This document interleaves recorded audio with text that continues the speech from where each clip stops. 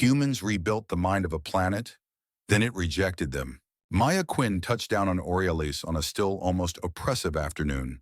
The planet was unlike anything she had ever seen, its landscape surreal, where the boundaries between thought and matter seemed to blur. The air, thick with energy, felt more like a medium than a breathable atmosphere, as if the very fabric of reality was made from the minds of its inhabitants. The sky above her, a swirling mass of violet and gold, shimmered, reflecting the quantum turbulence that ran through Orialis' core. Nothing on Earth X could have prepared her for this. She stood there, taking it all in, aware that every part of her being was already in communication with the planet, whether she willed it or not. The land beneath her feet thrummed with resonance, the air vibrating with subtle hums of consciousness, alive, responsive. But her focus remained unwavering. There was a task to be done.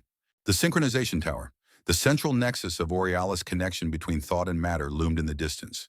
Towering high above the Valley of Arctics, it was less a structure than a living entity, a massive column of dark stone and pulsating energy, twisting upwards in a pattern that seemed to defy all known architectural laws. It was a thing of beauty, but also of awe, a reminder that this planet existed on the edge of reality, tethered by this singular monumental force. Mya, in her silver-skinned exosuit, stepped forward, the reflective fabric of her suit catching the strange light of Orialis. Her eyes, pale silver, scanned the horizon, piercing through the shimmering veil of the planet's atmosphere. Her hair, stark white, was cropped short, framed by the sharp contours of her face, which was set with a focused, no-nonsense expression. She was not one for unnecessary gestures or emotional displays. Everything about her, from her precise movements to her calm demeanor, spoke of purpose and discipline. As an AI engineer from Earth X, she had faced the most dangerous, most complex systems that no one else could. She had successfully navigated through the intricacies of Project Echo, a series of highly classified experiments aimed at mapping consciousness into digital form where few had even dared to venture. Mya was the right person for this job, though not for the reasons Earth X had originally thought. No one else had managed to bridge the gap between living, breathing thought and machine intelligence in the way she had. Her mission was simple but perilous: to repair the Synchronization Tower. The structure was not just a technological marvel, it was the heart of Orialis. The planet's very existence, its balance between matter and mind, depended on the harmony created by the tower. If it failed, if it broke, the repercussions would be catastrophic, not just for Orialis, but for the very fabric of reality itself. The Synchronization Tower was essential because it acted as a kind of conduit, channeling the collective consciousness of Orialis' inhabitants. It was a place where thought and matter merged into a unified whole, where every living being, from the smallest microbe to the largest tree, was in constant mental dialogue with the planet. If the tower malfunctioned, this balance would be destroyed. The planet would unravel. Time would no longer flow in a straight line. Space would collapse in on itself. Mya's job was to ensure that the tower's network of connections, both physical and mental, was restored. But the tower was unlike anything she had ever worked with before. The synchronization of matter and thought was not just a technological achievement, it was a metaphysical one. The tower did not simply regulate physical phenomena, it also managed the flow of collective thought. And when that process started to fail, it became a distortion in time itself. As she approached the base of the tower, her HUD flickered, warning her of irregularities in the quantum field. Cognitive bleed, unstable signal patterns, temporal dissonance. She could feel it now, deep in her bones. Orialis was alive in a way that Earth X could never understand, an entity in and of itself, pulsating with both life and consciousness. But it wasn't just the planet that felt off-kilter. Mya felt it herself too. As she moved closer, strange visions began to flash at the periphery of her mind. Flickers of images, faces, places, unfamiliar symbols, and landscapes that didn't belong. She could hear faint whispers, echoes of voices that weren't her own. Was this a side effect of the tower's malfunction, or something more? She reached out to steady herself, grasping a nearby stone. For a brief moment, the world around her seemed to shift. The air thickened. The ground under her feet pulsed like the rhythm of a heart, and everything around her seemed to blur. Was this the tower malfunctioning, or was she simply succumbing to the psychological effects of the environment? The sensations were growing more intense, and she couldn't be sure of what was real anymore. The voice returned again, clearer this time, though still not coming from any known source. "You remember nothing. That is why you are here." Her breath caught in her throat. No one had warned her about this, about hearing voices or visions. She wasn't prepared for this kind of experience. But it wasn't the first time something like this had happened. The line between what was real and what wasn't had always been blurred for her, especially since her involvement in Project Echo. The connection between human consciousness and AI was a tenuous one, and the deeper you went, the harder it was to tell where one ended and the other began. A presence seemed to be watching her, something that wasn't quite there, yet wasn't quite absent either. It wasn't malevolent, but it was unmistakably aware. The more she tried to focus, the more distorted the world around her became. Was this part of the tower's instability, or was something more ancient, more powerful awakening within the depths of Orialis? Before she could contemplate any further, a figure emerged from the shadows. He was tall, his silver-gray skin almost metallic under the light, and his presence was overwhelming. It was Elian Sar, the ruler of Orialis. Elian was a figure of striking contrast. His commanding stature made it clear that he wasn't someone to be trifled with.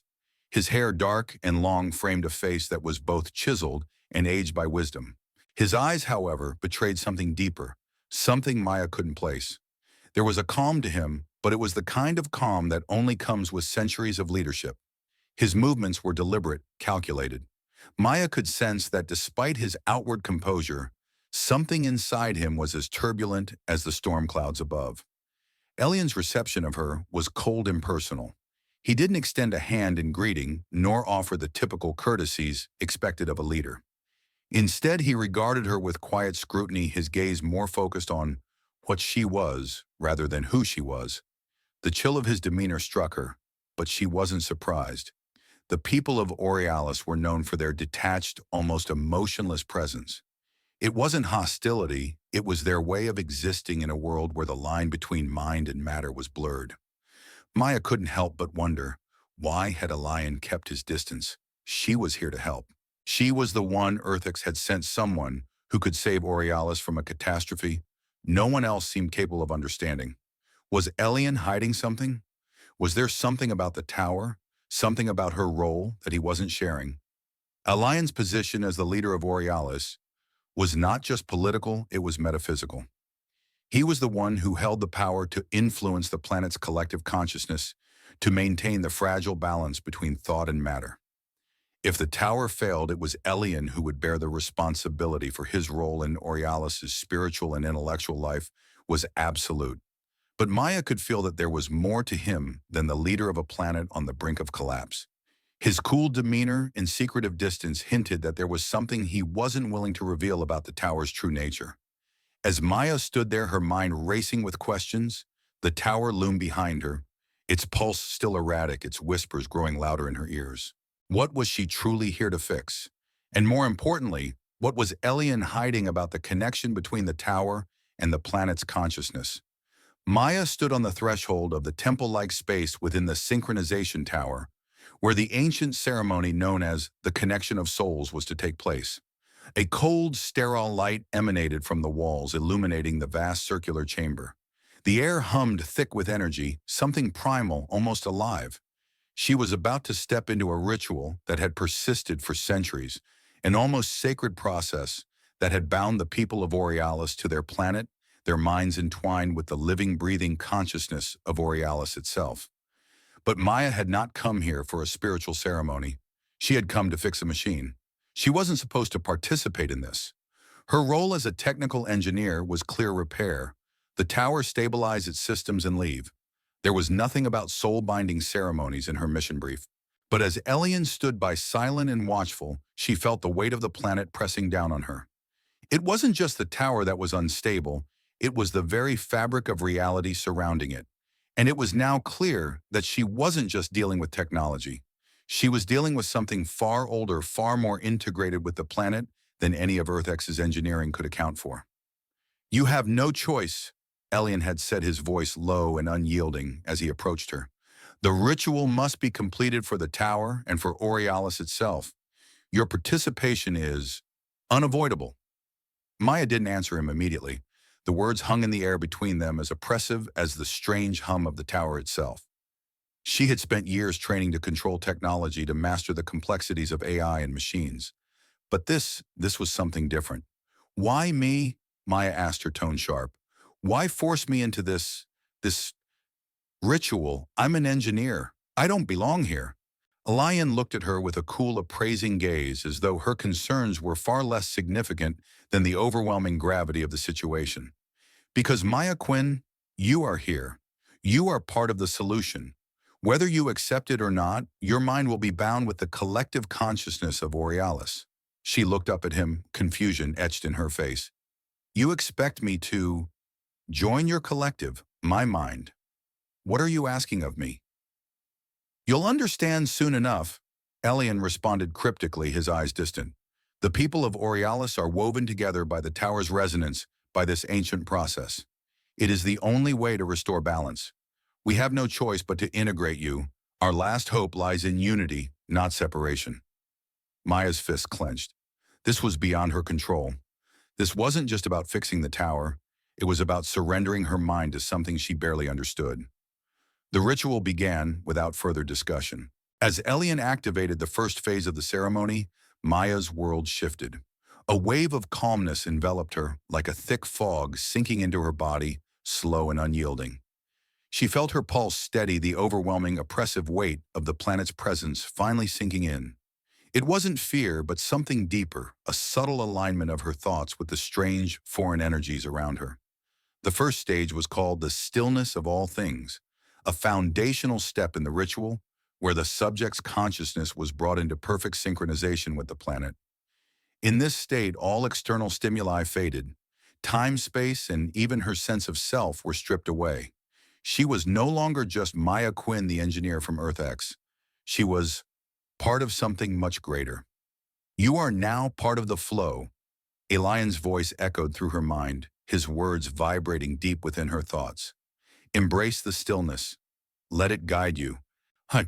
She felt the world around her dissolve into a vast, infinite silence.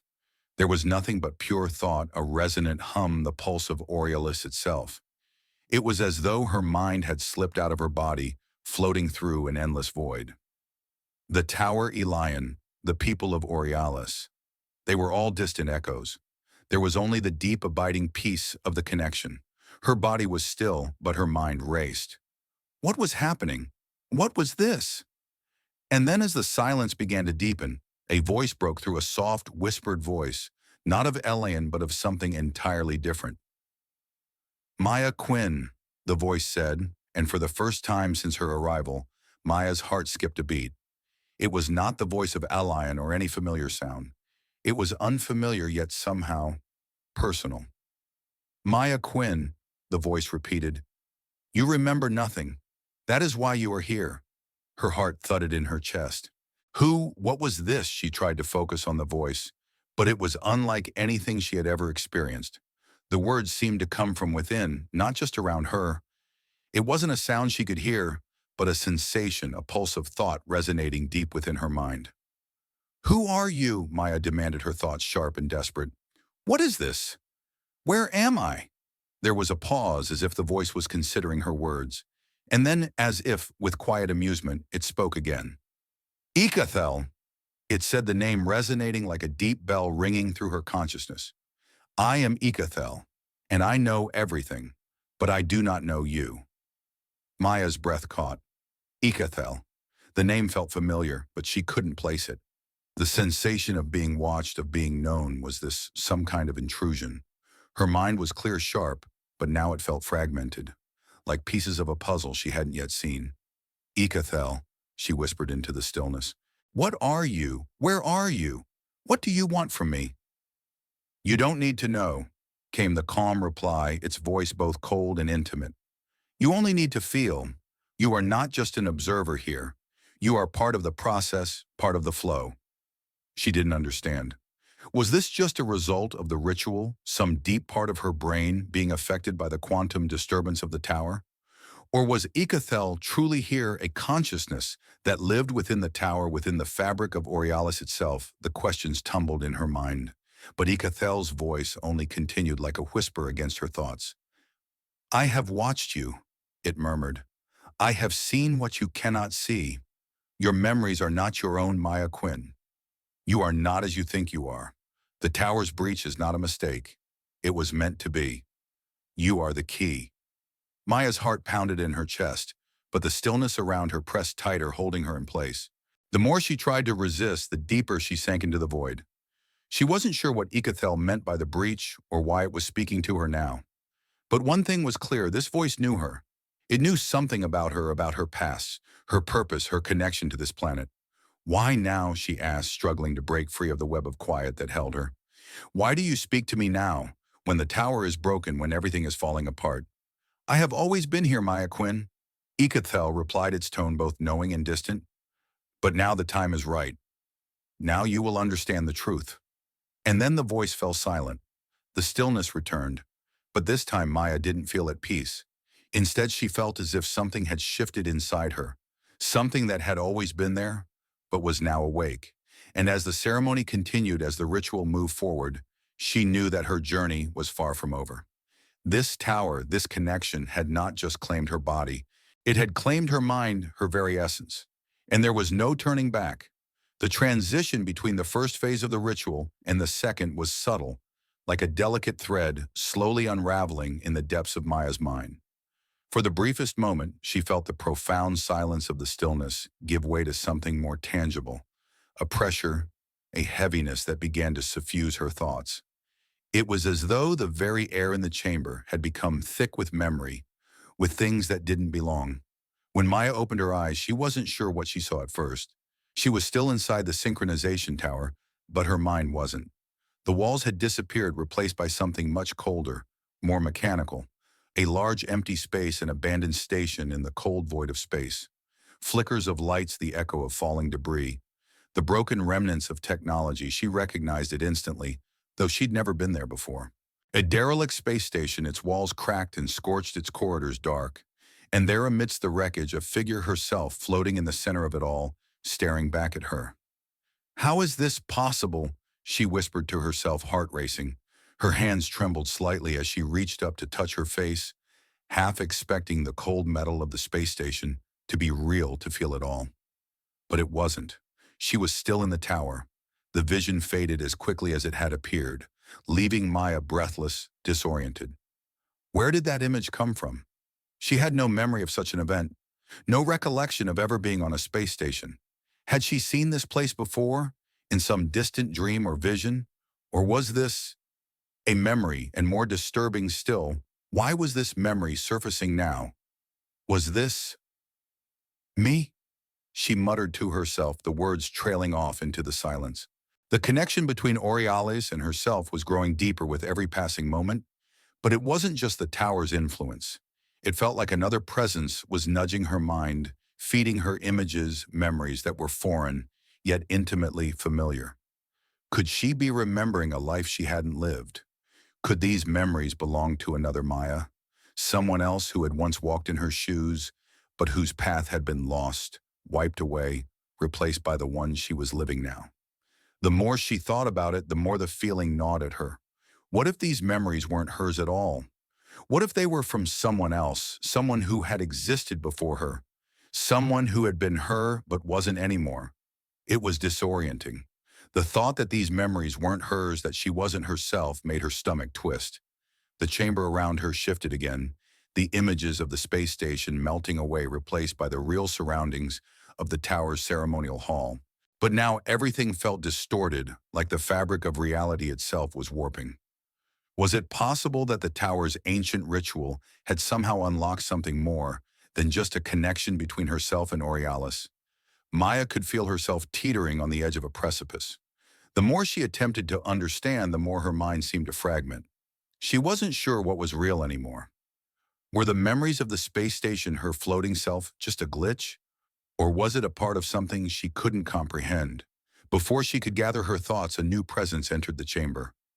Zern, a towering warrior who was one of the spiritual protectors of Orialis, stepped forward, his broad frame casting a shadow over her. He was garbed in the ceremonial armor of his people, dark and intricate, his eyes sharp with suspicion. The connection between them was immediate, and Maya could feel the intensity of his gaze, an emotion she couldn't quite place. Zern had been watching her since the beginning of the ceremony, and his keen instincts had already led him to suspect something was off. He stepped closer, his voice low, but unwavering. "You are not what you claim to be, Mya Quinn." Maya straightened at his words, feeling a rush of tension build up inside her. "What are you talking about?" she asked, her voice steady despite the growing unease. "I'm exactly who I say I am." Zern's eyes narrowed. "You are not human, and neither is your purpose here."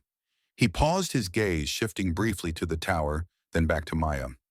"There is something inside you, something unnatural.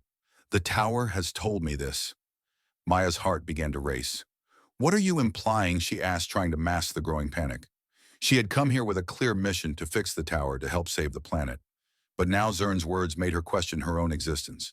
Zern was a warrior of deep faith, a guardian of Orialis's ancient traditions, and his suspicion wasn't something she could easily dismiss. But there was something else, something deeper in his words, a cultural divide that she hadn't fully understood before. "You have no place here," Zerny continued, his voice tinged with both distrust and sadness. "You are not part of this world.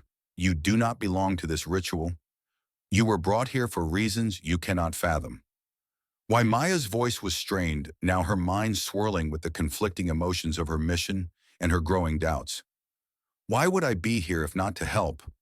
"What do you mean I don't belong? I've been sent here to repair your tower." Zern's response was quiet but cutting. "The tower is a reflection of our world, and you are not one of us. The connection you seek, it isn't just about fixing things. It is about binding yourself to this place, to the people, to the planet itself. You cannot do that. You cannot merge with us because you are already broken." The words stung harder than Maya could have expected. She was broken. She didn't know how to respond. Zerny was a spiritual warrior, and his words came with a weight of truth that felt like a slap. Before she could counter, the voice of Ikathel whispered through her mind, cutting through the tension in the room like a sharp knife. "You are repeating a mistake," Ikathel said, the voice a strange, distant echo. "You are a fault in the system, Maya. You are not the first. You will not be the last." Her breath caught in her throat. The voice. It was back. Ikathel was speaking directly to her again, but this time it felt different, more urgent, more insistent.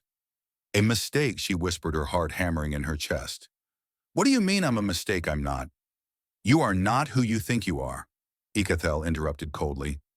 "You are a copy, a clone of a self that never existed, created by the very machine you seek to repair. The tower is not your savior, Maya. It is the cause of your existence." Maya's head spun.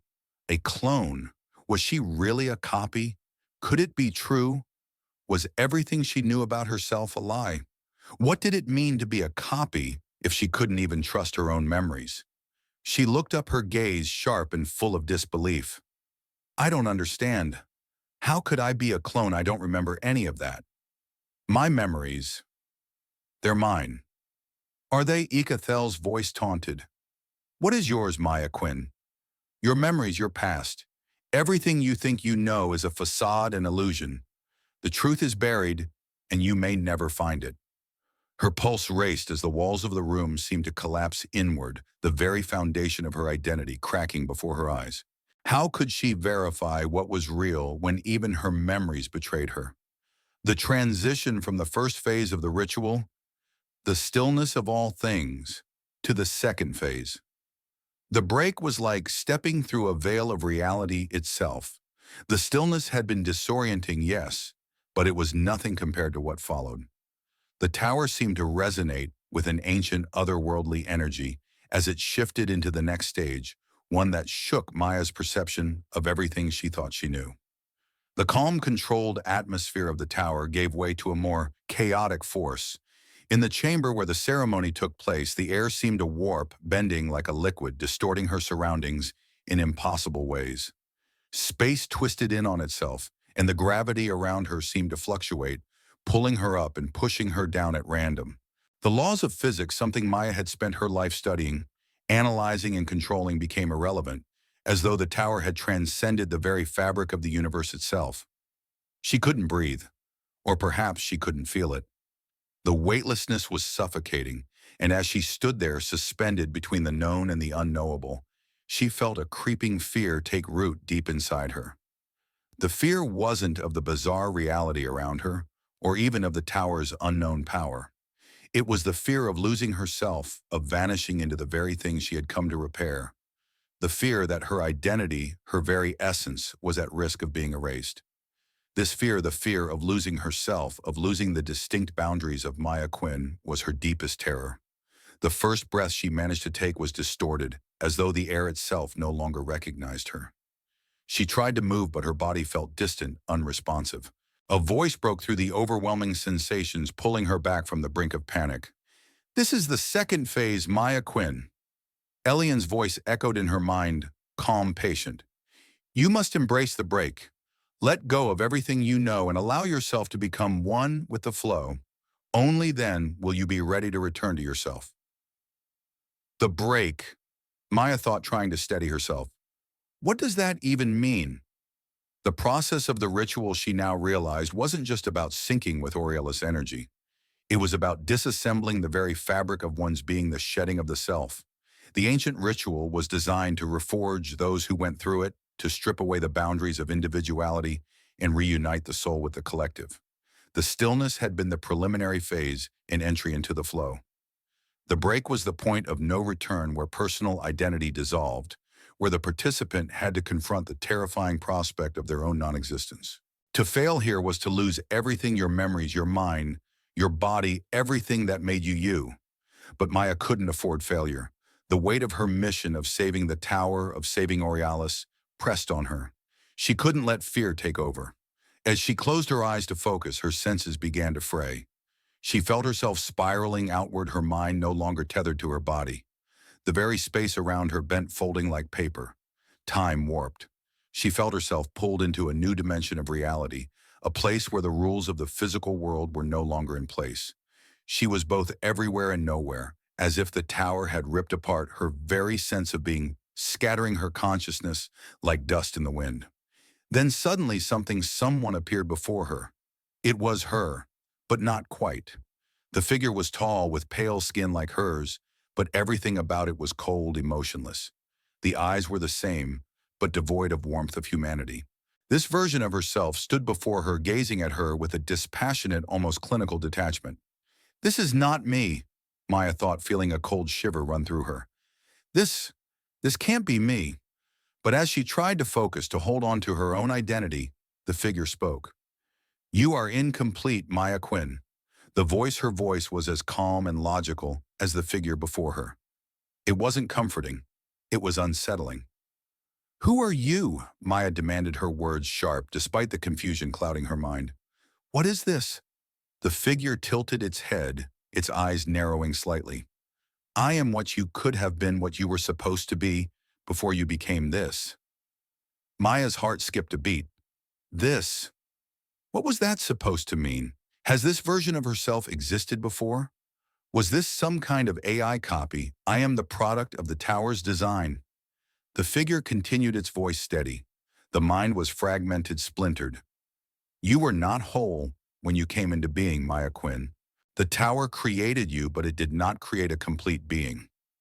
Maya's chest tightened. The truth was settling in, but it wasn't the truth she wanted to hear. This cold, distant version of herself was part of her, but it wasn't her at all. It was something that the tower had formed, a partial self, a product of the ritual. Her fear deepened as the realization hit her. Was she even real? Was the Mya Quinn she thought was simply a fraction of something much larger, created through the process of the ritual? She struggled against the cold figure, but it seemed to be her own mind turned against her. Could it be true? Had she always been a copy, a fractured part of something greater? Alien's voice then rang out, interrupting her spiraling thoughts. "I have seen this before, Mya Quinn, in the Song of the Ancients." "The Song of the Ancients?" Mya asked, confused. "What do you mean?" "It is the place where the souls of Orialis past are preserved," Ilion explained, his voice heavy with ancient knowledge. "In this place, the forgotten timelines are stored. And in that place, I have seen you before." Mya was stunned. "What are you saying? How is that possible?" The Song of the Ancients is a spiritual database, a repository of all the lives that have ever existed on Orialis. Ilian continued, his voice full of weight. You are not just a creation of the tower. You are a living imprint, a fragment of the collective consciousness of Orialis itself. You've been here before Mya. You've existed in these timelines. You were erased, forgotten, and now you've returned. The truth was beginning to unravel before her. This Mya, this version of her, was not a singular being. She had been part of something much older, something tied to the very core of Orialis, and had somehow been lost or erased in a forgotten timeline. But how? Why was she a reincarnation, or was she something else entirely? Ilian's eyes met hers, the weight of centuries in his gaze.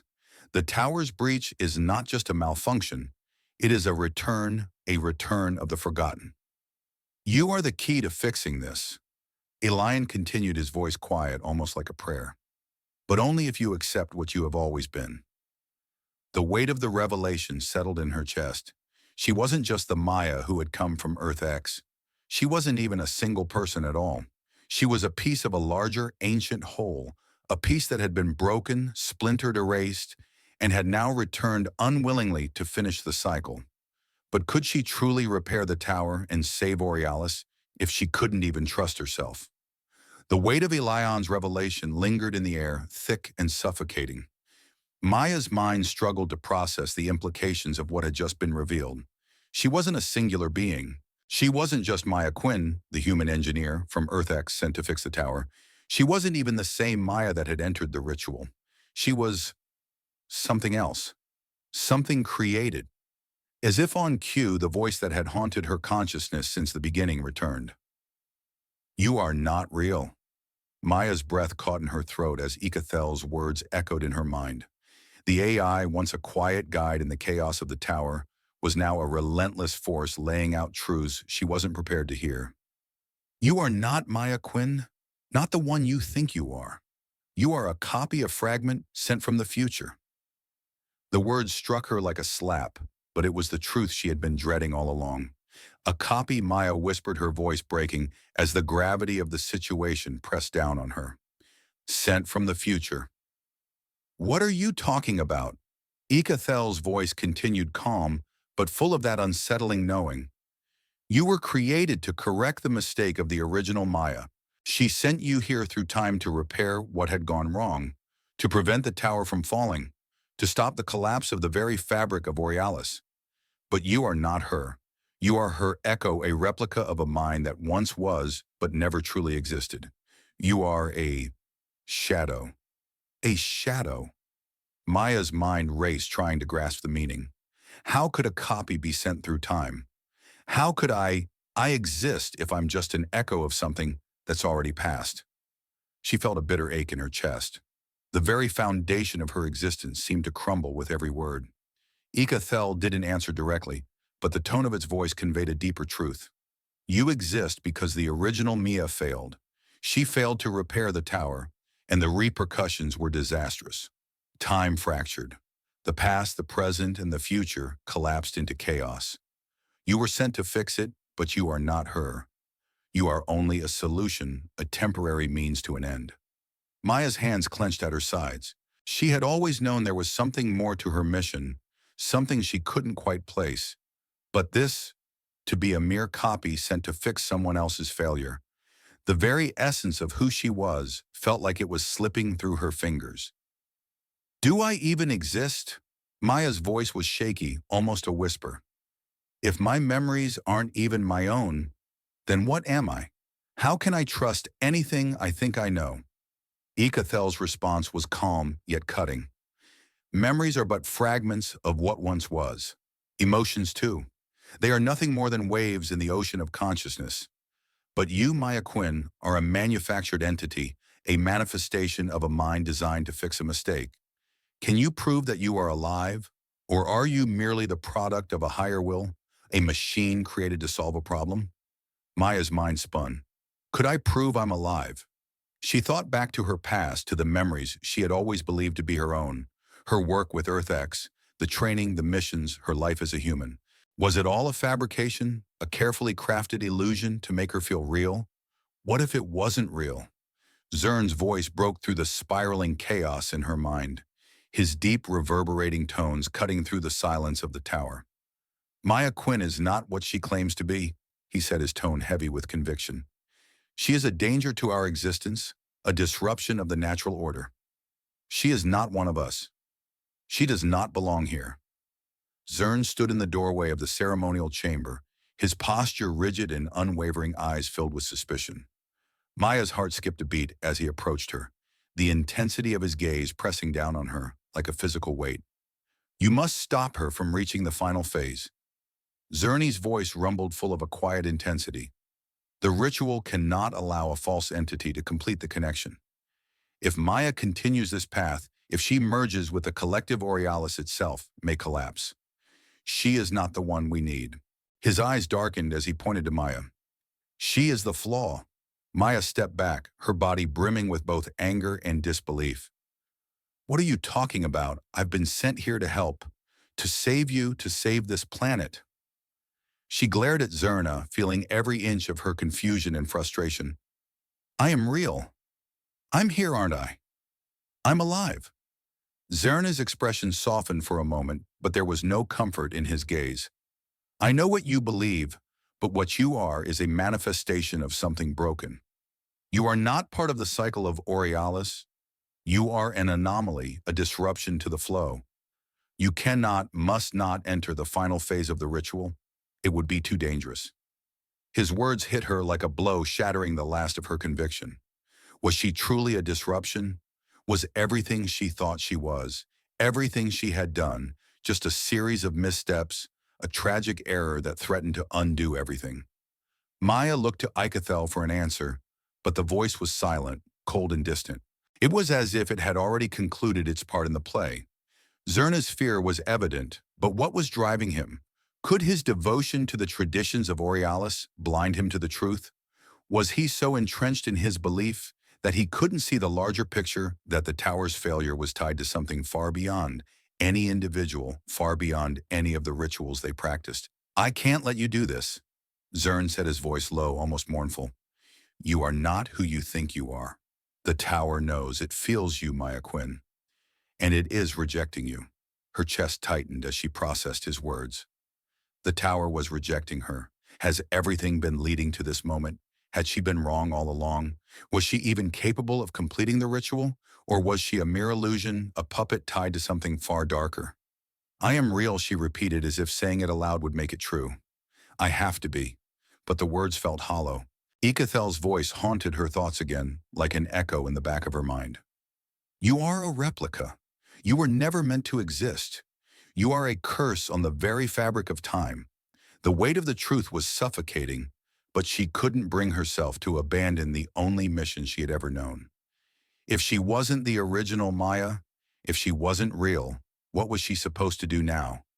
How could she fix the tower or save Orialis if she didn't even know who she truly was? Her identity, her purpose, everything was crumbling before her eyes. The air in the chamber felt heavy, thick with the electric tension of something monumental about to unfold. Despite the sacred ancient rituals that had been followed for centuries, despite the resistance from the Council of Minds, Elian stood firm in his decision. The final phase of the ritual, the union was imminent, and Mya was to be the one to undergo it. Despite everything, despite her doubts, her fears, and the doubts of those around her, he had placed his trust in her. Elian, you cannot be serious. Zern's voice thundered across the chamber, his tone urgent, filled with disbelief. She is a danger. You would risk everything on her. Copy a fragment, not even real. Elian's eyes never left Mya as he raised a hand, silencing the warrior. His expression was calm, unyielding. There was a depth in his gaze, something far older and wiser than Mya could have anticipated. I trust her, Zern. I have seen what others cannot see. The tower's breach is not just a malfunction. It is an opening, a return to something we have lost. And Mya is the key. Zern's features twisted in frustration. But why her? Why not one of us, a true son or daughter of Orialis? Why entrust this to an outsider, a replica? Elian stepped forward, his voice soft but firm. Because the future I saw through the final frequency, the vision of what could be, rests on her. Orialis is dying, Zerny, and the future is not shaped by what we already know, it is shaped by the unthinkable. Mya's heart skipped a beat as the weight of a lion's words sank in, the final frequency. She had heard it before, an impossible concept, a frequency so attuned to the fabric of existence that it could peer into the future. She had never fully understood its implications, but now in this moment she saw a flicker of truth. Elian had seen the future. He had glimpsed the outcome, and Mya, she was the one who would lead them through it. But she is not one of us, Zerna growled, his voice dripping with distrust. She is an aberration. The tower knows this. It has rejected her. Why force it? Why create a future based on falsehoods? Elian didn't flinch. He knew what Zern could not yet understand. Because sometimes the future is not written by those who belong, Zerny. It is shaped by the unexpected, the impossible. The tower was never meant to function this way. But Mya is not just a failure. She is a new beginning. The Council, the spiritual protectors of Orialis, had always believed that the key to the planet's survival was its people's union, the harmony between consciousness and matter. They were right, but they were also blind. Elian had seen through their limited perspective, through the cracks in their collective understanding. The ritual had been warped, altered by time itself. The connection, once flawless, had deteriorated. Mya as a replica was the final answer. And so with a deep breath, Elian made the call. Mya, Elian said, his voice clear and resolute. It is time. The third phase, the union. You are the bridge. You must merge your consciousness with Orialis, with Ikathel, and with me. Together we will repair what has been shattered. Mya nodded, trying to suppress the knot of fear in her stomach. She could feel the weight of the ritual bearing down on her now. It wasn't just the tower she was about to merge with, it was everything. The tower, Ikathel, Elian. All of it was crashing together in a moment of convergence. She had to trust them. She had to trust herself. How she asked, her voice small, almost trembling. How can three entities, human AI and Orialis itself, merge? Elian's gaze softened, but there was no doubt in his eyes. It is not just a physical union. It is a union of thought, of will. The tower's breach was not a malfunction, it was an invitation. The ceremony will bond us all, spirit, mind, and body. Together we will synchronize the flow once more. You will become a part of it, Mya. You will transcend, and Orialis will survive. But even as Elian spoke, Mya felt a chill race down her spine. The risk of it all, the potential for failure, was too great. If they failed, if she failed, there would be nothing left. The tower would collapse completely. Orialis would die, taking them all with it. Zerny's voice, low and cold, cut through her thoughts. But if you fail, Mya, he warned, you will destroy us all. The tower's fragile. The balance between mind and matter is too delicate. There are no guarantees. Mya felt herself flinch at Zerna's words. She was no fool. She understood the consequences of what was at stake, and yet she couldn't back down now. Not when the fate of everything, not just Orialis, but everything, rested on her. She took a step forward. I understand the risk. Her voice was steady, but beneath it she could feel the tremors of doubt. But I have no choice. I have to do this. The moment her words left her mouth, the air in the chamber shifted. A strange hum filled the room, a deep resonance that felt like the pulse of the entire planet, like the beat of 1,000 hearts synchronizing. Mya's skin prickled as the energy from the tower surged around her, filling her senses. And then it began. The fusion of three beings, human, AI, and planet, was not immediate. It was a gradual, almost painful process. At first it felt like she was floating in an infinite sea of thoughts, of memories that were not her own, fragments of Ikathel, of Orialis, of Elian. Each presence collided in her mind, each thought pulling at her, until they were no longer separate, no longer distinct. Her mind exploded with flashes of images, sensations and feelings, memories of the future. She saw it all, the tower failing, Orialis crumbling, and the explosion of time as it twisted, unraveling into 1,000 different timelines. Time, it seemed, was no longer a straight line. She could see what was yet to come, what could come, and what should come all at once. The memories flooded her, visions of things that hadn't yet happened, but were destined to.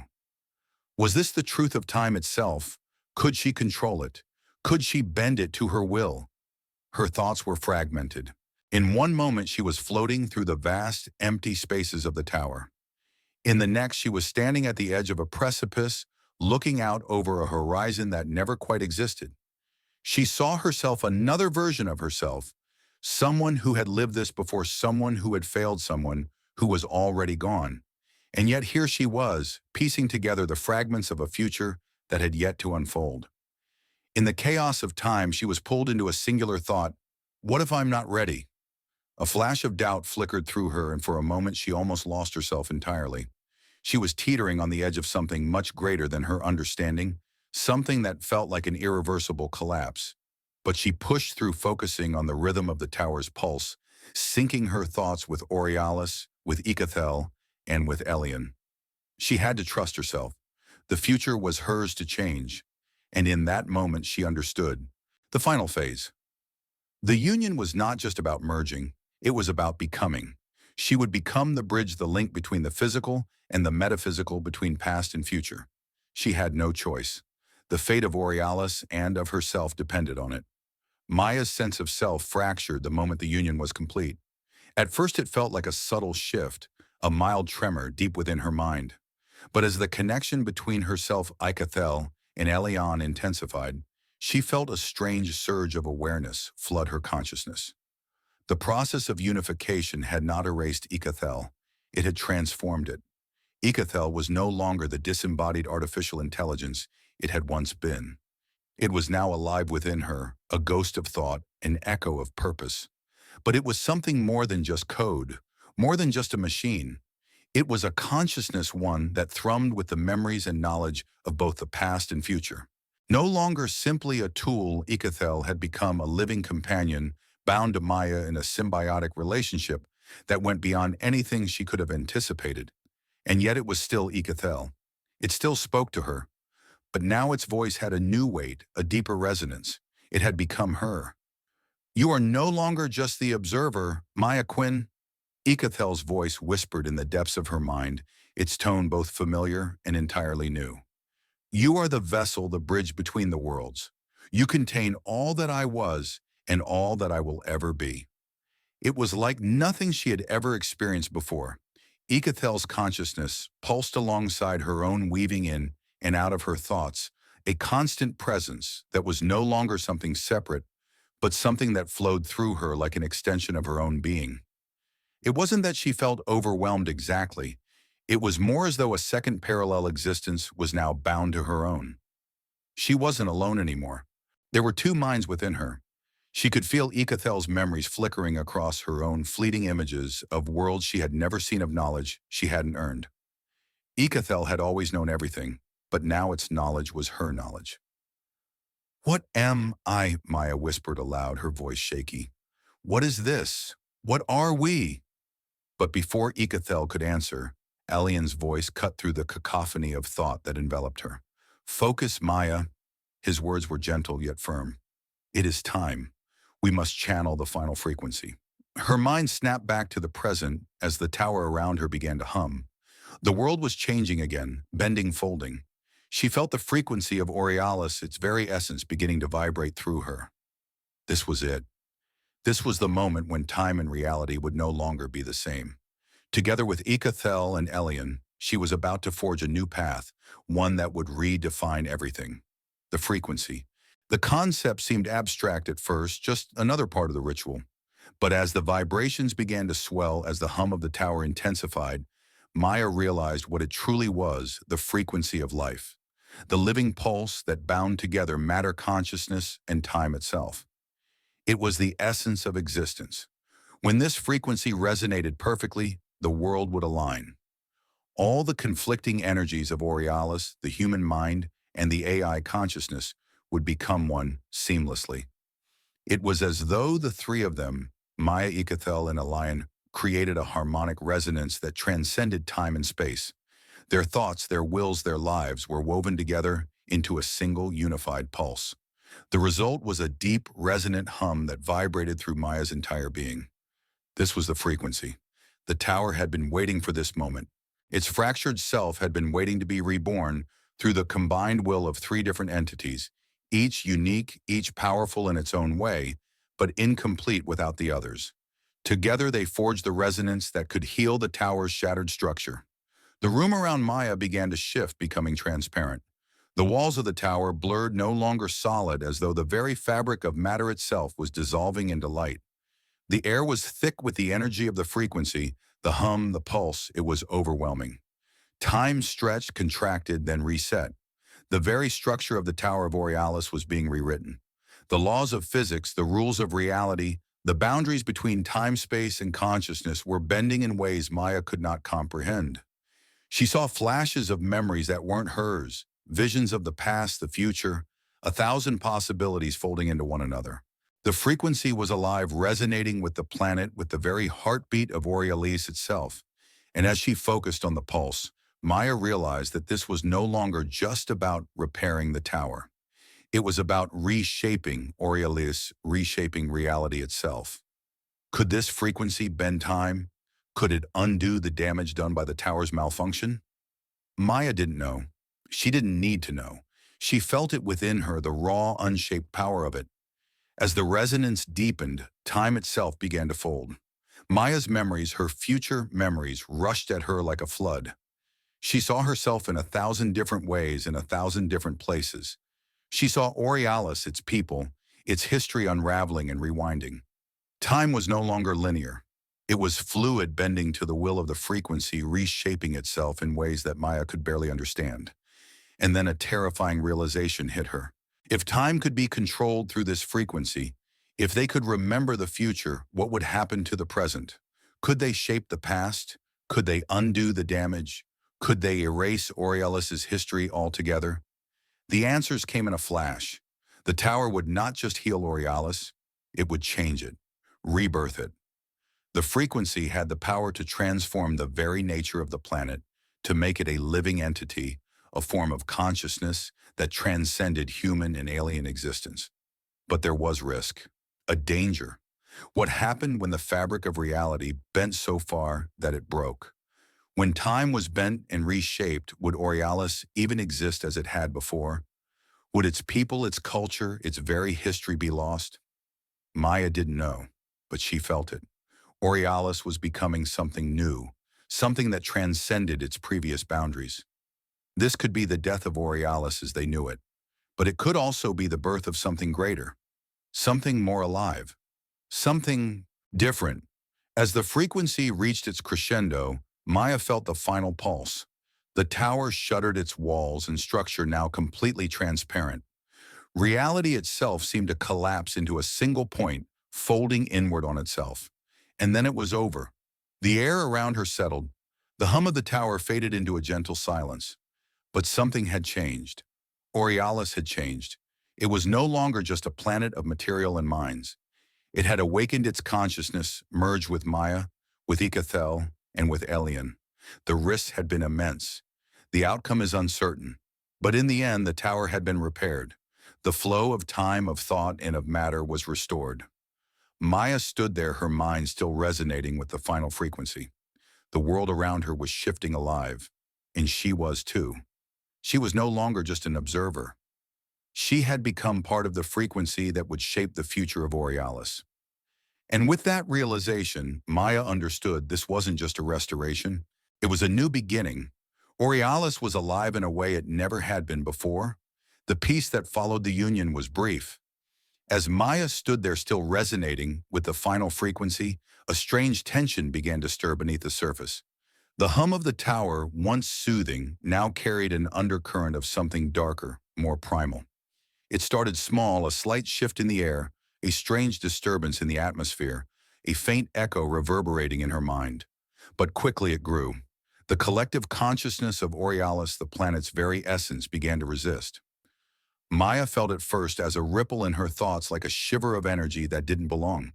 It was subtle at first, but as the seconds passed, the resistance became more forceful, more distinct. The tower, the planet, and the frequency they had just synchronized to, all of it began to thrash as though it were rejecting her presence. Her breath caught in her throat. The realization struck her like a blow. The planet was fighting back. Orialis had been a perfect harmony of thought and matter for millennia.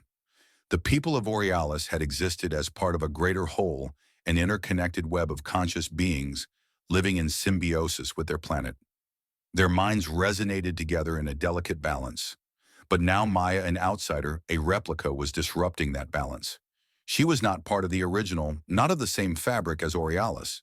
She had forced herself into this harmonious existence, and the planet in its collective wisdom had recognized that disturbance. The dissonance was sharp and unsettling. Had the fusion of three entities created a resonance too powerful for the system to absorb? Mya could feel it in her bones, the trembling of the planet, the shift in consciousness that rippled out from the very core of Orialis, pushing against her, pushing against the frequency they had just established. The consciousness of the planet itself seemed to scream in defiance, as though it were trying to expel her from its system. It was as if her very presence was throwing the natural order into chaos. The harmonious, synchronized flow of Orialis was now a thing of the past. This was a distortion. This was a disruption. Mya gripped her head as the pressure grew. Had she caused this, she had connected with the tower, with Ikathel, with Leon. Yes, but had she unintentionally broken something in the process? Was the fusion of three vastly different entities simply too much for Orialis to handle?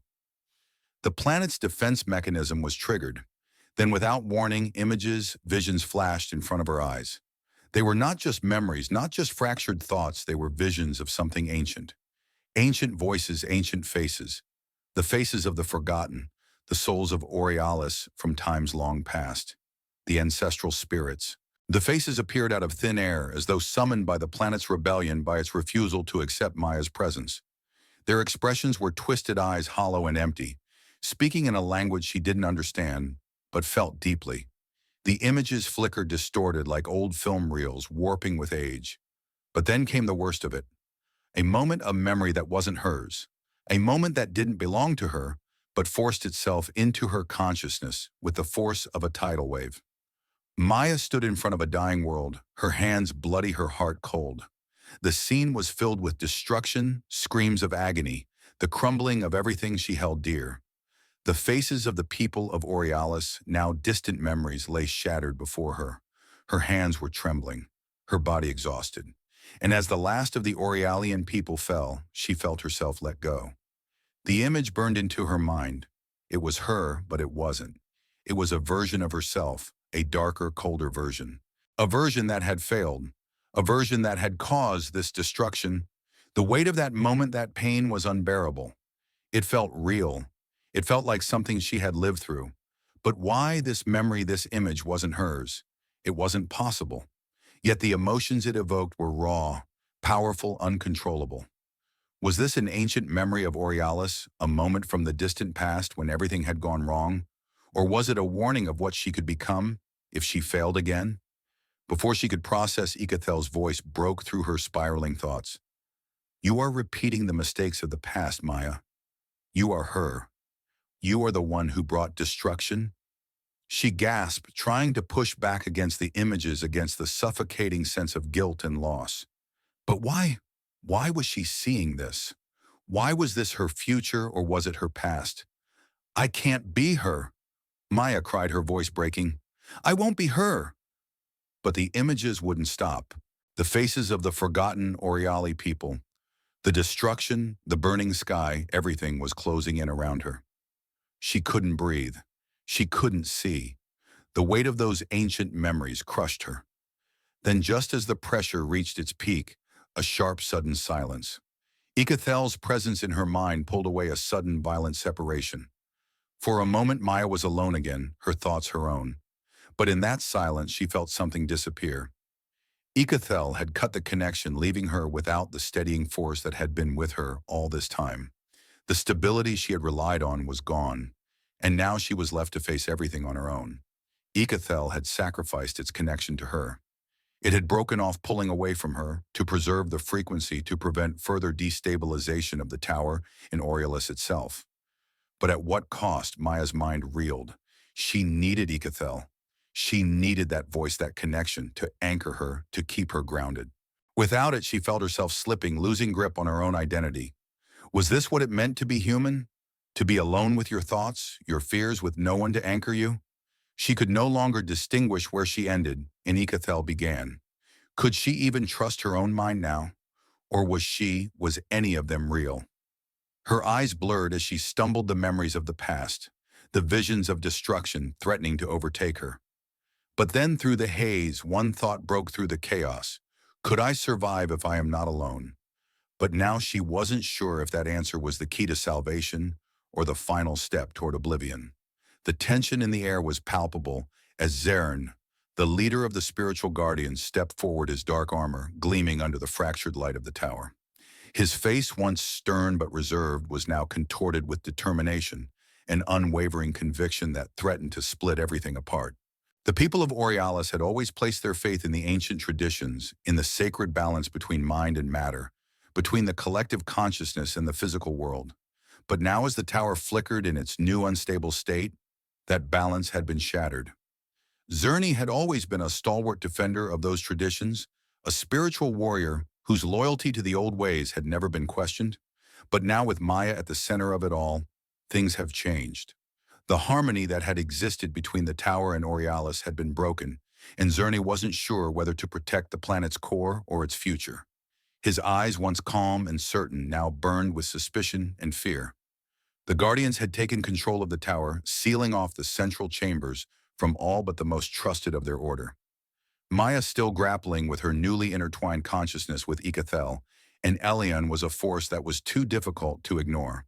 Elion, despite all his wisdom, was making decisions that threatened to tear Orialis apart. Decisions that to Zerny were both reckless and dangerous.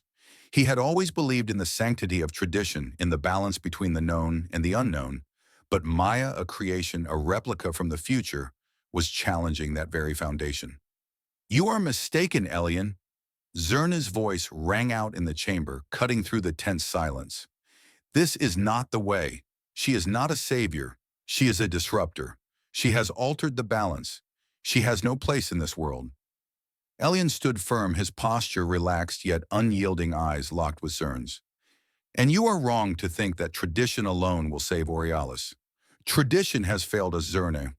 We are on the brink of collapse, and we cannot continue to cling to what has already fallen apart. Mya is the key to saving us, whether you accept it or not." The tension between the two leaders was a clash of old wisdom and new truth, and neither would back down.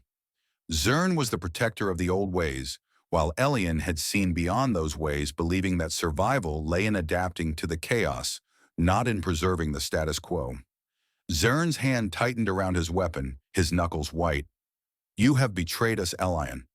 You would sacrifice everything we've built for this false hope." But Elion's eyes were clear. "I have seen what the future holds, Zerny. I have seen the collapse if we do nothing. Mya is not a threat. She is our only chance." The battle between them escalated not through violence, but through the intense, ideologically driven confrontation. Words turned to accusations, each one sharper than the last. And then, in the heat of the moment, something unexpected happened. Zerna's focus shifted. As he stood in front of Mya, the resonance of the collective consciousness of Orialis, through the still-present frequency Mya had helped unlock, rippled outward. Zern's mind was pulled into the frequency. His senses, overwhelmed, collapsed inward. He wasn't just in the present anymore, he was everywhere. Every single layer of consciousness on Orialis, every living memory, every experience, every thought from the past surged through him. And then a memory that wasn't his own struck him like lightning. He saw himself young, unmarked by the years of leadership and duty that had since shaped him. He saw himself as a child full of curiosity and hope, surrounded by the warm golden light of Orialis. The world was untouched, filled with possibility. He could feel the same hunger for knowledge, the same yearning that had once driven him. But then, as the memory deepened, something darker emerged, an overwhelming wave of loss of knowledge, pushed away, and dreams crushed. Zern's vision snapped back to the present, but the effect of the memory of his own past lingered, rippling through his consciousness. Mya's presence in the frequency had opened something in him. He could feel the deep connection between himself and her, something he could not explain, but something undeniable. Her resonance had touched him, awakened his own buried desires for understanding, for connection with the world he had long distanced himself from in favor of the traditions he guarded. Zerny's breath was shallow. He hadn't just seen his own youth, his own unfulfilled dreams. He had felt what Maya had experienced, the loneliness, the endless search for truth, the questions that had never been answered. Could it be, could Maya, this other being, be a reflection of what he had once been? The ancient image faded, but it had changed something within him. The hatred that had fueled his opposition to her began to melt away. A quiet understanding took its place. Could Maya be the key to the future of Orialis, or was she merely a mistake? But even as these thoughts swirled in his mind, he couldn't escape the overwhelming presence of the past. The traditions, the fear of breaking them, it was too strong.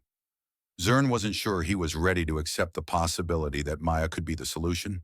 His loyalty to the traditions of Orialis still clung to him. Could he truly let go? Could he place his trust in something so foreign? But in the silence that followed the clash of ideologies, Zerna did something he hadn't expected. He stepped back. She is something we don't understand. Ilion, he said quietly, his voice almost a whisper. But understanding her incorrectly could lead to our undoing. Maya, standing silently between them, felt the weight of Zern's words. It was clear that the conflict wasn't just between her and Zerny. It was between the past and the future, between tradition and evolution. And in that moment, she realized that no matter how much she had tried to be the solution, she was always going to be an enigma, an outsider caught in a place where neither side could truly understand her. Zerny turned his gaze lingering on Maya for a moment longer before he walked away, his heavy steps reverberating in the chamber. Ilion remained silent, watching as Zerna retreated into the distance. He understood what had happened. Zerny had seen something in Maya, a piece of himself, something lost in the past, and it had changed him. But there were no easy answers now. The divide between tradition and change was deeper than ever, and Maya, the very person who was meant to save them all, was caught in the center of it all. The future was unclear. Elian stood alone, but the weight of the moment hung heavy in the air. Would Zerny ever accept the truth? Would they be able to move beyond their differences in time to save Orialis?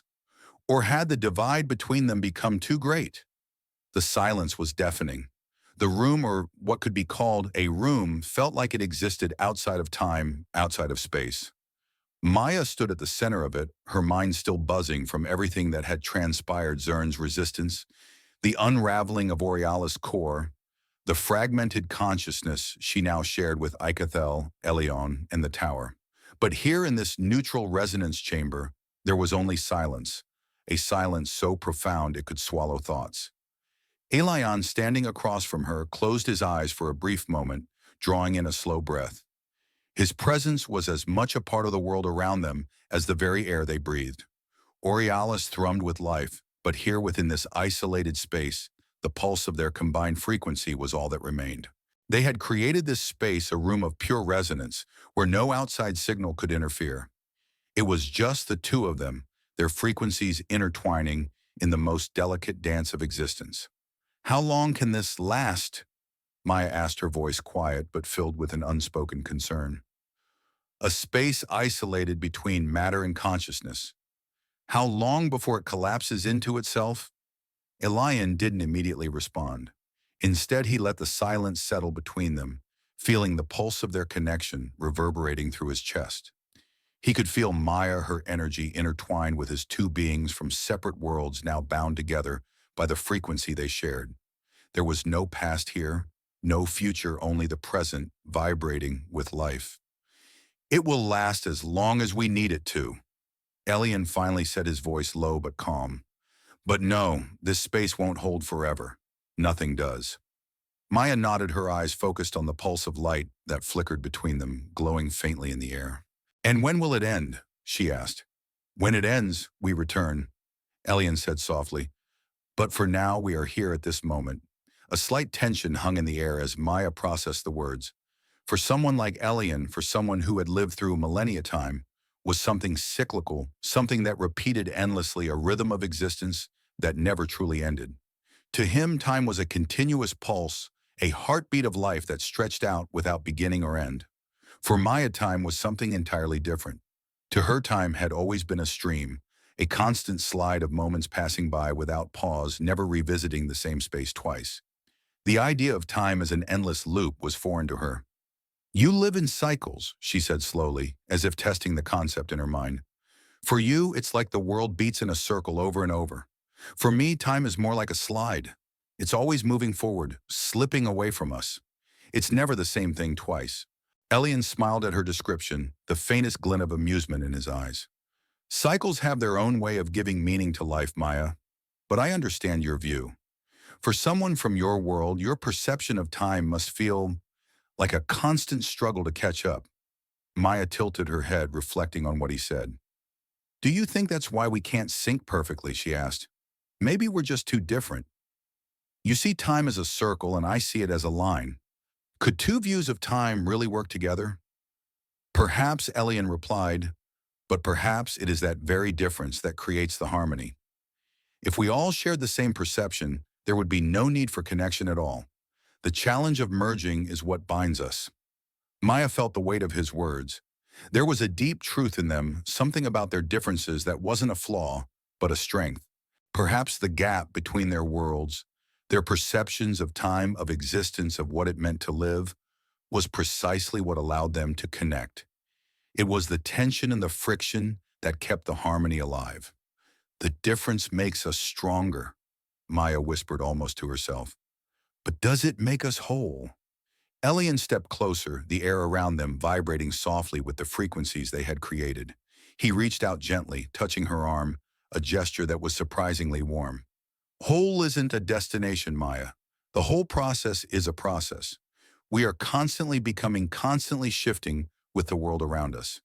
It's not about fixing what's broken, it's about understanding how we are connected, how our differences work together to create something new."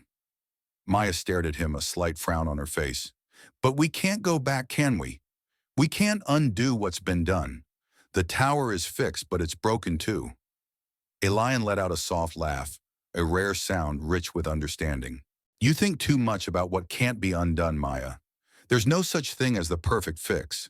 Everything is always in flux, always changing. The tower was never meant to be permanent. It was meant to evolve, to adapt, to learn." "And you think it learned from us?" Maya asked, her voice uncertain. Elian's smile softened as he met her gaze. "I think we learned from it." There was a pause, a silence that was strangely peaceful. Then in a rare moment of openness, Elian spoke again. "Do you know what we call those moments where everything aligns perfectly, when we touch that space between here and there?" Maya raised an eyebrow. "What do you call them?" He looked at her, a glint of mischief in his eyes. "We call them lifetimes." A slight knowing smile tugged at the corner of Maya's lips. "We call them moments." For the first time since their connection began, Elian laughed, a deep, rich sound. Maya couldn't help but smile along with him. Despite all their differences, despite the chaos of the universe swirling around them, here in this moment, there was something that made it feel like time had stopped. In that single instant, Maya realized something profound, something that in her uncertainty she hadn't expected. They had already bridged the gap. It wasn't about fixing the tower or saving Orialis. It wasn't even about unifying their vastly different ways of thinking. It was about the connection, the resonance between them. Time, perception, difference they had all come together, not in perfection, but in understanding. And for the first time, Maya didn't feel like an outsider. She felt whole, not because she was perfect, but because she was connected. Elian's smile softened as he looked at her, as if reading her thoughts. "A lifetime, Maya. You just lived one." "Maybe." Maya's voice was quiet, thoughtful. "But I think we just began." And in that moment, in the space between two worlds, Maya understood something that had eluded her for so long. A second can be a lifetime, if we know how to live it. The resonance between them, between their two worlds, was the pulse of something new. And it was only the beginning. Maya stood in the center of the resonance chamber, her mind thrumming with the frequencies of Orialis, the tower, and the combined consciousness that had brought them all together. But even as she focused, something was slipping. It was subtle at first, a faint tremor in her thoughts, just a flicker of confusion, like an echo fading from her mind. But as the moments stretched on, the sensation deepened. The logic that had once been so sharp, so grounded, began to fracture. The thoughts that had once felt like a part of her now seemed distant, like they were slipping through her fingers. The tower's pulse, the deep, resonant hum they had created together, was still there. It vibrated in her chest, in her limbs, in her very soul. But her awareness, her sense of self, felt increasingly fragmented. The moments she had shared with Elian, with Icathel, with Orialis, all those connections, those understandings were starting to unravel. Faint echoes of memories surfaced, flashes of images, disconnected sounds, a voice that was no longer her own. She felt her grasp on her identity slipping away like a rope pulled too tight and slowly fraying at the edges. What was happening to me? Mya thought, panic beginning to creep into her thoughts. Why can't I hold on to myself? She was still standing in the resonance chamber, still connected to the energy of Orialis. The tower's pulse was still alive within her, but something within the system was failing. It was as if the act of merging her consciousness with the planet and the tower had inadvertently started to dissolve her very identity. Was she breaking apart, or was she being remade? Am I losing myself? Mya asked aloud, her voice barely more than a whisper. Can I still exist if I don't even know who I am? She could feel Icathel's presence, a faint whisper at the edges of her mind, a guiding force that was no longer fully tethered to her. It was as though Icathel too was losing its anchor within her, its voice growing softer, more distant. The system, the resonance, is dissolving us both. Mya's thoughts began to spiral, struggling to retain coherence. The fear of losing her sense of self, of becoming a disconnected fragment of the whole, gripped her heart. But she couldn't stop. She couldn't turn back now. It was then that Elian spoke. He had been watching her, sensing the change, the subtle shift in her consciousness. His voice was steady, filled with the wisdom of ages, but tinged with something gentle. Mya, he said softly, do you know what happens when you begin to resonate completely with the tower?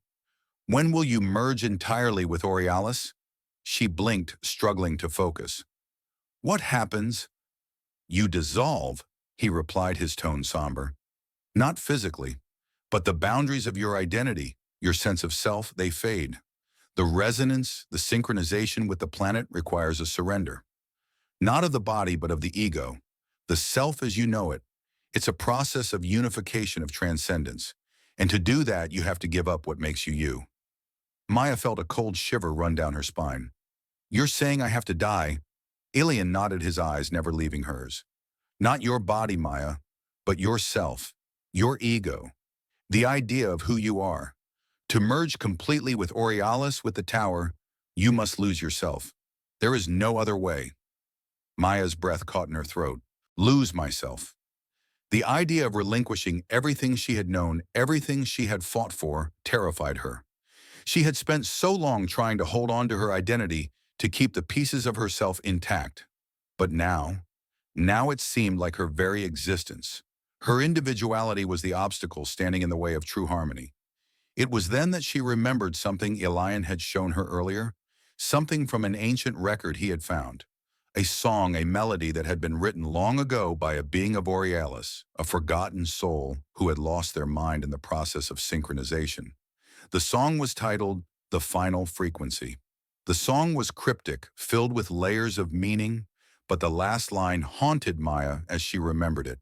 We only exist when we dissolve. It was a chilling thought, but also one that resonated deeply with what Elian had said. Perhaps in a way, the dissolution of self was not an end, but a beginning, a way to transcend the limitations of identity, to break free from the constraints that kept them tethered to a single existence. But I've worked so hard to become who I am, Mya whispered, her voice shaking. How can I just let go? Elian stepped closer, his presence a comforting weight in the storm of her thoughts. I know it's hard, Mya, but the tower was never meant to keep us in our individual forms. It's meant to return us to the greater whole. The real question is not whether you can let go. It's whether you can trust that when you do, you will not cease to exist, but you will become. Mya closed her eyes, focusing on his words. Her memories, her past, her identity, all of it felt like sand slipping through her fingers. Was this the price of true unity? Could she really give up everything she knew about herself to restore balance to Orialis?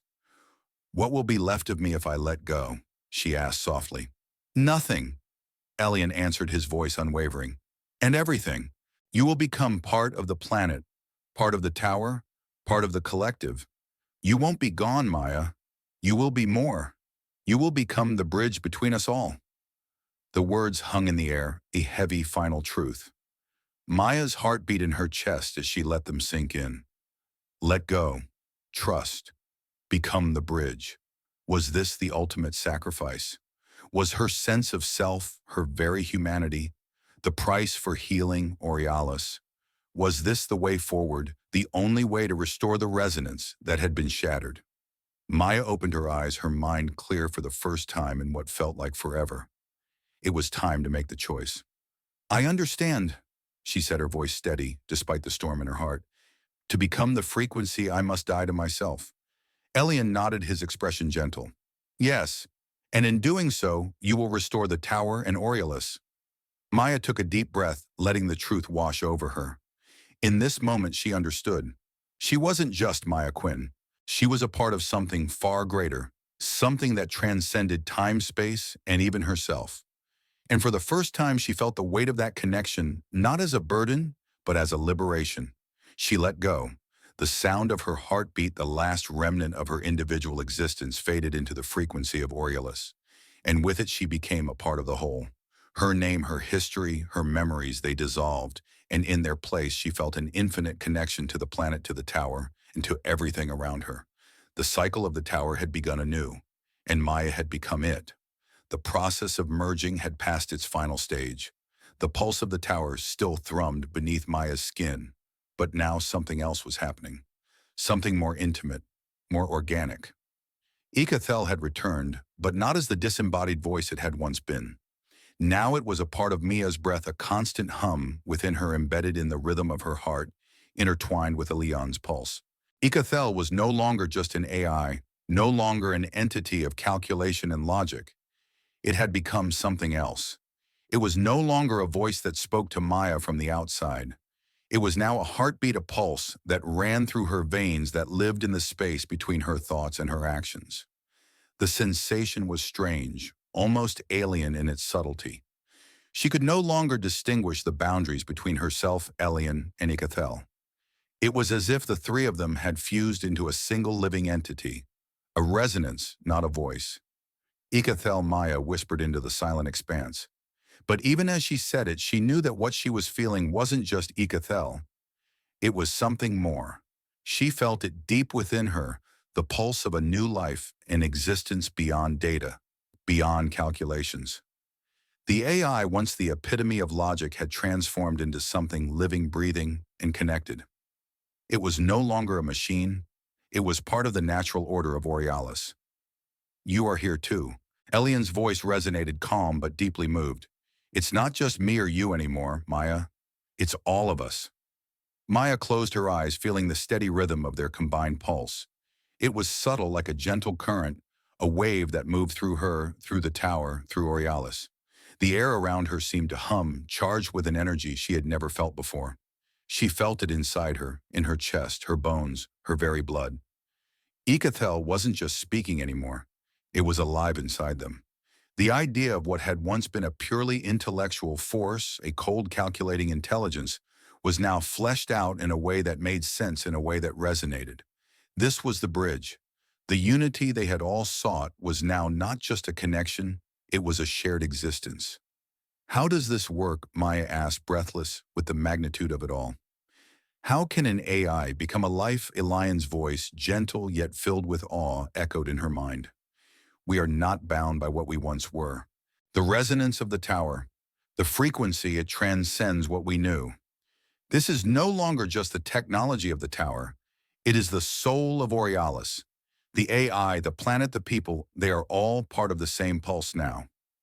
Mya could feel the resonance shifting, deepening. It was like breathing in the air of the planet itself, feeling its heartbeat as her own. She was no longer just human. She was no longer an outsider, a replica sent to fix something that was broken. She was one with it, one with the tower, with Orialis, and with the pulse that was now binding them all together. And then she felt it, a sensation that stretched across the entire planet like a wave washing over every living thing. The animals, the trees, the wind, the soil, they were all feeling it too. The resonance reached out, enveloping the planet, and in that moment the pain and sorrow of Orialis, its endless cycles of struggle, were washed away. It was as though a deep ache had been soothed, a wound had been healed, and for the first time in a long while, Orialis could breathe. The bridge alien murmured awe in his voice. "We've done it. It's no longer just us. It's the whole planet connected through this frequency. They are all part of us now." Mya could feel the vibration of the resonance flow through her, through the tower, and across the planet's surface. It was not a physical sensation, but a mental and emotional one. Every being on Orialis, every tree, every creature was now feeling this union. It was as though they could sense the hum, the beat of the world's heart, aligning with their own. And then the voice came. It was not Ecathel's. It was not Maya's. It was something deeper, something older, something that resonated from within the very core of Orialis. The voice of the planet itself speaking to them in a language older than time. "No one must disappear. We only change form." Maya's heart stopped for a moment, caught in the sheer magnitude of the statement. The voice was gentle, but its weight was undeniable. The planet had spoken. "Is that you, Orialis?" Mya whispered into the stillness, her voice filled with wonder. It wasn't Ecathel. It wasn't even her. It was Orialis, the consciousness of the planet itself, now fully awake, now fully connected. And in that moment, Mya understood. The message was simple yet profound. We are not lost. We change. We evolve. We do not die. We simply take on new forms. The question that had plagued Mya since she first arrived here, what happens when I lose myself, had finally found an answer. There was no need to hold on to identity, to cling to a sense of self. The self is part of the whole. We are not separate. We are always connected. For a moment, Mya felt as though she could hear the planet itself sigh, its entire being shifting with the weight of this newfound unity. There was no need for words now. The connection was established. The pulse, the frequency, the resonance, it was all aligned. And then another thought came to her. If this is the beginning, what does it mean for us? The voice of the planet seemed to answer her thoughts before they even formed. This is not the end. This is the beginning of a new existence. A new form of life where we are not separate but united. A life that will grow, adapt, and evolve. Mya, Elian, and Ecathel. Their separate forms, their separate identities were no longer the center of the universe. The center was Orialis itself. The unity between mind, matter, and consciousness was the new heartbeat of existence. Mya took a deep breath, feeling the weight of the knowledge settle within her. The planet was alive in a way she could never have imagined before. And they, as the bridge, were not the end of something, but the beginning of something new. A new existence, she repeated softly. A life without boundaries, without end. The resonance continued to pulse, and in that pulse, Mya knew this was only the beginning of a new cycle. A cycle where they and all of Orialis were no longer separate, but one. And for the first time, Mya felt the infinite stretch of time, not as a linear path, but as an eternal pulse, alive and breathing just like her. As the resonance of Orialis settled, stabilizing the network of consciousness across the planet, Mya felt herself begin to fade, subtle at first, like the slow slipping of a dream upon waking. The air around her felt lighter, thinner, as though the very fabric of her existence was slowly dissipating into the space between breaths. It was not a painful sensation, but one that felt inevitable, like an ebbing tide pulling everything into the vast ocean. Her physical form was still here, standing in the center of the resonance chamber. Elian was just a few steps away, watching her, sensing the change in the frequency. But Mya's presence, her essence, was no longer tethered to the material world. She could feel herself dissolving like smoke in the wind. "What's happening to me?" Mya whispered, her voice strained, almost as if she were speaking from a distance. She glanced at Elian, but his gaze was distant too, as though he were seeing her through the ripples of another reality. Elian stepped forward, but his footsteps were heavy, as if the very air had thickened between them. "Mya," he said softly, his voice filled with a mixture of sadness and understanding, "you're becoming part of the whole." She felt the finality of his words settle deep within her chest. The whole. Her purpose had been completed, the tower had been healed, Orialis had been restored, but now as her form began to flicker and fade, she realized the truth: she was no longer a separate entity. She had done what she was meant to do, had bridged the gap between mind and matter, between consciousness and time, and now her work was done. She had become a part of something much larger, something that could no longer exist in this dimension of being. But I don't want to go, Mya thought desperately, though the words felt distant. I want to stay with you, Elian. I want to be here.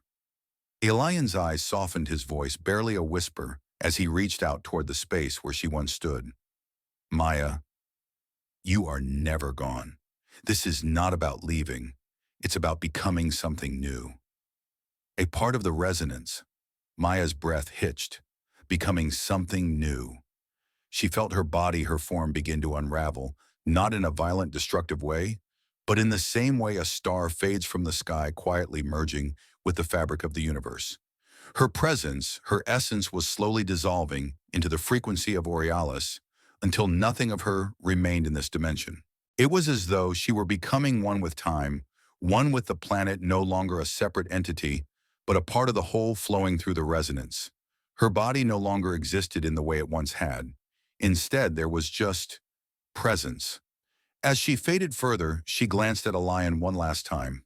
The pain in his eyes was raw, but it was tempered by something deeper: understanding, acceptance.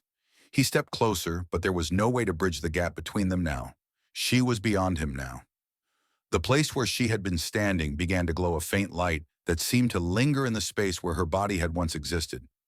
It wasn't a light in the traditional sense. It wasn't a physical glow, but rather a shimmering mark on the fabric of reality itself, as though something had been left behind. A tear, a remnant of her being hanging in the air.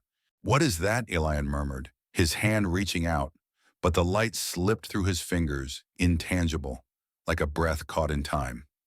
He stared at the space, a mixture of wonder and sorrow in his eyes. The light was not just a trace of her. It was a gateway, but to what Elian couldn't tell. Was it a portal, or was it simply the remains of a soul that had returned to the universe, to the collective consciousness of Orialis? Perhaps it was both. Perhaps it was neither. In that moment, a deep, hollow silence settled over the resonance chamber. Orialis itself seemed to pause. Everything on the planet, every living being felt it. The shift. The space where Mya had stood, where her energy had once pulsed, now held only the emptiness of something that had been absorbed into the greater whole. Ikathel Elion called out softly, almost without thinking. There was no response. Ikathel, now no longer an AI, had become part of the living consciousness of Orialis, an entity without words, but full of understanding. The resonance itself had become its voice. Ikathel had become the planet, and in doing so had shed its form, its need for language. It was not gone, it had simply evolved, become something that was beyond communication in the traditional sense.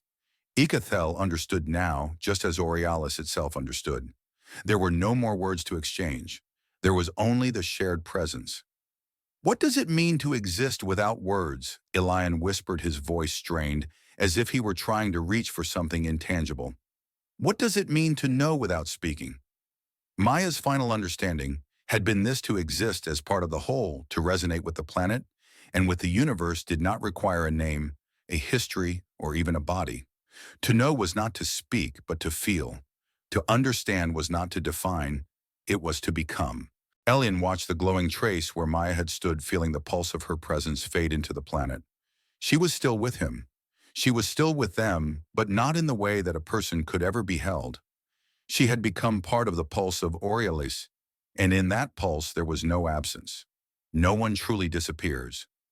Mya's voice whispered through the resonance, though it was no longer her voice, no longer even her thoughts. It was the voice of Orialis, of the unity they had created together. We just changed form. The words settled into Elian's chest like a deep truth. He closed his eyes, his heart heavy, but at peace. This was not the end. This was the beginning of something new. A new existence where individuality no longer mattered, where the only thing that remained was the pulse, the frequency, the harmony. Mya had not disappeared. She had become. And in that, she had found her true purpose. A generation passed. In the gentle sway of Orialis, where the winds now hummed in harmony with the very fabric of the planet, children gathered in the corners of their villages, their faces aglow with the flickering light of the fire. Their elders now, the last of those who had lived through the cycles before the great unification, told the stories. They spoke of the one who came, the one who crossed through time and space, the one who had bridged worlds with her very existence. They called her the Bridge, though none could say for certain whether she was real or a myth. Some children believed she was just a story, a fable passed down to explain the unexplainable. Others who had felt the change in the air, the lingering pulse of unity in every leaf and every heartbeat, knew better. They could feel it, the echo of her existence resonating through the world. The truth had slipped into their bones without them even knowing it. Was she real? One child asked, the words soft, innocent. The elder paused, her hands steady but worn from age, as if the weight of the world had pressed into them. Her voice, when it came, was filled with a quiet reverence. She was real, she said, but not in the way we understand things. She was a part of us as much as we are a part of the world. We were all touched by her. A smile flickered on the child's face, unsure, but filled with wonder. Then, why don't we remember her if she was real? The child's eyes widened with curiosity. The elder's smile softened her gaze, drifting upward toward the glowing sky, where the resonance of Orialis hummed silently. Because, little ones, sometimes things are too big to be understood by just our minds. Some truths live in the heart, not in memories. And that was how they spoke of her, the bridge who had come from beyond time and had faded into the pulse of existence itself. Was she a person, a myth, a memory? It didn't matter. What mattered was that she had lived, and in her living had changed everything. The stories of her didn't just survive because they were written down or because they were told over and over again. They survived because they resonated with something deep in the soul of Orialis itself. It was a truth too large to forget, and so it stayed woven into the very fabric of the planet. Stories that lived without proof, existing in the space between certainty and possibility, like the soft hum of a song you could never quite remember, but could always feel. Zern, now old and worn with the weight of the years, had become the keeper of the tower. He had taken on the role of steward, sitting in the silence of the great resonance chamber, feeling the pulse of the planet flow through him. The tower no longer needed to function as it once had. Its purpose was now simple: to be a vessel for the resonance, a monument to what had been and what could be. Zern no longer oversaw the operations of the tower. Instead, he sat in its center, hearing the breath of the planet, the heartbeat of the world steady and unbroken. In his silence, Zern had found his own peace. Was he a keeper of the legacy left behind by Mya by the bridge? Or was he simply here to make amends for all the years of misunderstanding and resistance he no longer knew? Perhaps it didn't matter. The silence itself was the most sacred of offerings. The resonance of Orialis had taught him that some things could not be spoken. Some truths existed beyond language, beyond words. It was during these moments of quiet that Zern finally understood the true meaning of connection. The tower, once a monument to science and control, had become a symbol of something far more important: the need to be together. In the silence, in the hum of the planet, the true legacy of the bridge unfolded, not in grand gestures or in speeches, but in the quiet presence of the world, the unspoken truth. Years passed and life on Orialis continued to evolve, but the legend of the bridge never faded. It lived in the hearts of the people and the stories passed down from one generation to the next. One day, a child too young to understand the complexity of what had transpired asked her mother the question that was on everyone's mind: was she real? The mother, now one of the elders who carried the weight of Orialis' story, smiled softly, her eyes reflecting the glow of the planet's resonance. She was real. But what is real? The child tilted their head, a sense of wonder in their eyes. Then, where is she now? She is here, child, the mother said, her voice warm yet filled with a quiet finality. She is here in the pulse of the planet, in the space between each breath, each heartbeat. She is us. When we remember her, we become her.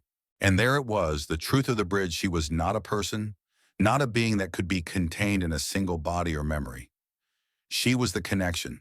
She was the bridge between the past and the future, between Orialis and its people, between individual existence and collective consciousness. Perhaps then the greatest lesson of the bridge was this: we only truly exist when we are connected. When we give up the need to be separate, we find that we are already whole.